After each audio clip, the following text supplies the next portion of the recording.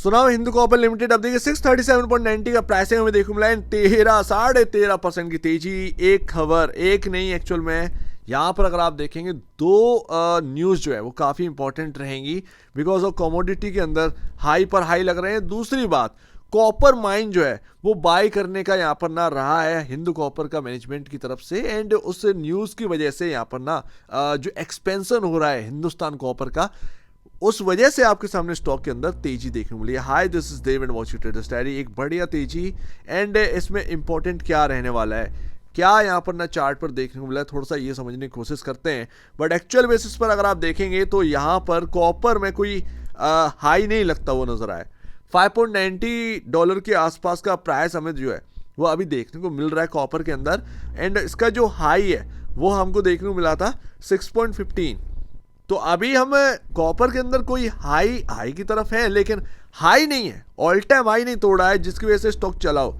तो अभी ध्यान रखिएगा, खुद के जो यहाँ पर न्यूज़ है, खबरें, उसकी वजह से स्टॉक दौड़ा है, एंड यहाँ पर इंपॉर्टेंट लेवल्स ढूंढना है। क्योंकि अगर आप देखेंगे कॉमोडिटी स्टॉक्स के अंदर आप कुछ ऐसे ही चल सकते हैं। आप यहाँ पर कहें कि भाई आपके हिसाब से सारी चीज़ें होंगी, वो नहीं। कॉमोडिटी में क्या होता है कि भैया यहाँ पर आपके सामने मूव देखने को मिला, चाहे वो किसी भी तरीके से हो, चाहे वो गोल्ड में हो, सिल्वर में हो, या फिर कॉपर में हो, तो उस हिसाब से स्टॉक भी मूव करते हैं, एंड वो लगातार चलते चले जाएंगे स्टॉक भी। लेकिन एक टाइम आएगा जब वो मूव फिजल आउट होता है, तब स्टॉक का टॉप बन जाता है। तो अभी टॉप बनने का यहाँ पर कुछ दिखाई दे नहीं रहा है। जाहिर सी बात है, कमोडिटी का एक अच्छा ही साल बताया जा रहा है 2026, कहीं ना कहीं कमोडिटी स्टॉक्स के लिए भी वही होने वाला है। तो ये ध्यान रखिएगा। तो अभी ऑल टाइम हाई पर नहीं है copper, but stock all time high तोड़ चुका है, एंड उसके ऊपर भी यहाँ पर निकल चुका है। तो आज की डेट में अगर आप देखेंगे शेयर होल्डिंग पैटर्न भी काफ़ी बेहतरीन देखने को मिल रहा है। 5.05 से 6.56% की होल्डिंग FIS ने बढ़ाई है। सीधा हमारे सामने 1.5% के आसपास की होल्डिंग जो है वो बढ़ता हुआ नजर आया, एंड DIs यहाँ पर कम गए 6% से 5.57%। रिटेल का भी होल्डिंग कम हुआ। अच्छा, इन चीज़ों पर ध्यान नहीं दे पाएंगे। आज की डेट में कंपनी का जो वैल्यूएशन है वो 61,450 करोड़ रुपए पहुंच चुका है, लेकिन आप देखेंगे फाइनेंशियल इंडिकेटर तो वो आपको महंगे ही देखने को मिलेंगे। 108.17, 20.62 के against, and 20.61 time price to value पर। ये ध्यान रखिएगा, ये एक हाई वैल्यूएशन पर घूम रहा है, बट है क्या है कि मोनोपोली है, ठीक है, मोनोपोली है, एंड इस वजह से आप इसको जो है, चाहे वो हाई बोल लो या फिर कह दो कि फाइनेंशियल इंडिकेटर्स का कोई मतलब नहीं है इस स्टॉक में, दोनों बात सही है, दोनों बात सही है आपकी, बिकॉज ऑफ मोनोपोली। क्योंकि कॉपर आप खरीदेंगे वो आपको मिलेगा कुछ इस तरीके से कि भाई लाखों रुपए दो फ्यूचर बाई करने में, ठीक है। तो आपके सामने ना सबसे बेस्ट तरीका है हिंदुस्तान कॉपर, और दूसरा कुछ है ही नहीं है। तो इसीलिए इस स्टॉक के ऊपर ना काफ़ी बजिंगनेस रहती है, एंड ये तब तक रहेगी जब तक कॉपर या कमोडिटी के अंदर तेजी रही। जब कमोडिटी का टॉप बनेगा, इन सभी स्टॉक्स के अंदर टॉप बन सकता है, पॉसिबिलिटी यही रहती है। तो ये ध्यान रखें, लेकिन तब तक मोनोपोली। लेकिन एक टाइम आएगा कि भाई वैल्यूएशन से कहाँ भागोगे आप, कहीं ना कहीं कुछ ना कुछ तो ऐसा निकल के आते ही है, जिसकी वजह से फिर वो है वैल्यूएशन पे ध्यान चला जाता है। तो अभी ध्यान रखिएगा, जिस तरीके की जितनी बड़ी कैंडल बनेगी आपके सामने, एकदम से चलेगा 10%, 15%, इसका मतलब 15% की जो कैंडल है, यानी कि हमारे सामने इंपॉर्टेंट लेवल काफी दूर रह चुके हैं। 570 ये इंपॉर्टेंट है, पता है, इतना दूर का हमारे सामने इंपॉर्टेंट है, एंड आपको इसी तरीके से चलना है। एक कोई डिप आई, आपने खरीदा।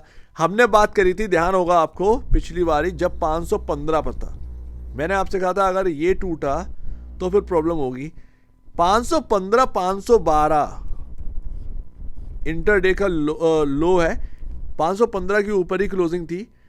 आप देखोगे कि वहां से क्या ये स्टॉक चला है। 560 जब टूटा ना, आप देखेंगे आज की डेट में हमको क्या देखने मिला है, एंड वो इंपॉर्टेंट था। 566 और 556 वो एक रेंज थी 10 रुपए की, ठीक है ना।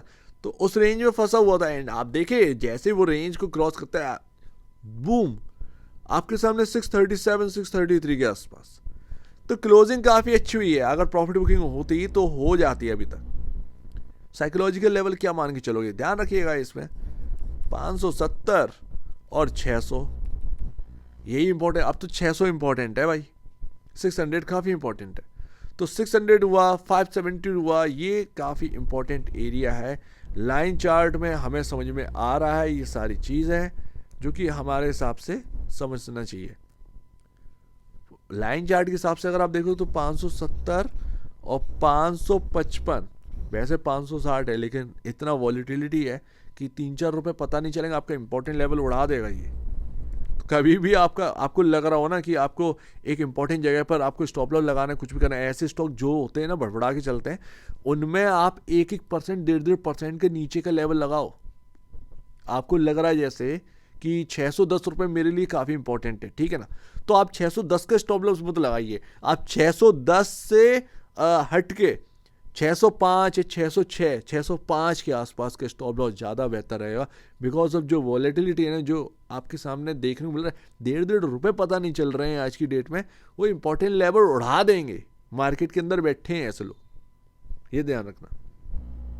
सो दैट मार्केट है, एक खाने के लिए दौड़ रहा है, एक कमाने के लिए दौड़ रहा है, सीधी सी बात है। 438 पर आपका मूविंग एवरेज है 50 डे में, ध्यान रखिएगा।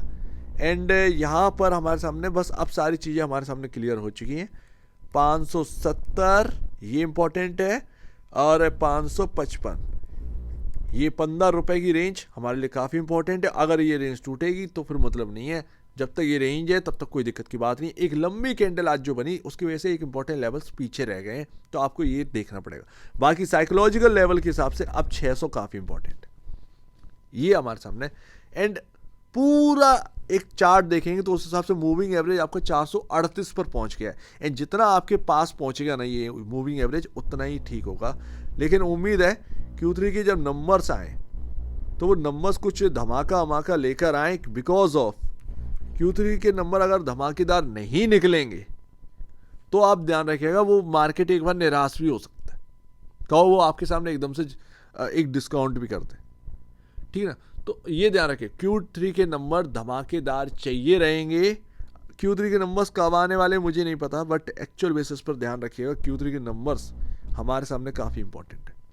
सो उम्मीद है काफ़ी कुछ आपको समझ में आया होगा।